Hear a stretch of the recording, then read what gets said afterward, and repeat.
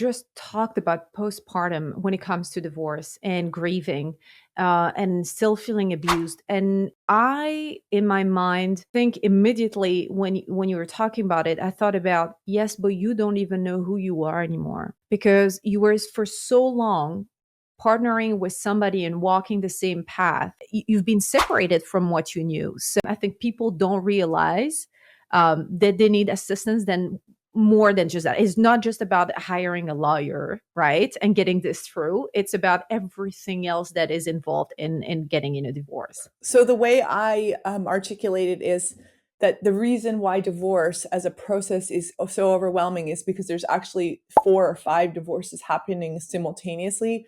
There's an emotional divorce, there's a social divorce, there's a financial divorce, there's the legal divorce, which involves discourse that we're not very comfortable with or knowledgeable about.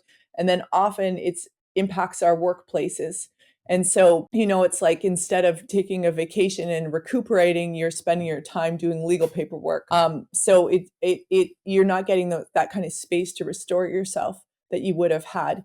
And so because there's so many different types of change going at that time, then, people really do benefit from having more support. And in that time, it became clear to me that there's not enough resources here, and that actually people are almost invisibilized in this space. That, like the average person, if you tell them you're going through a really hard time, they'll say something like, you need a good lawyer.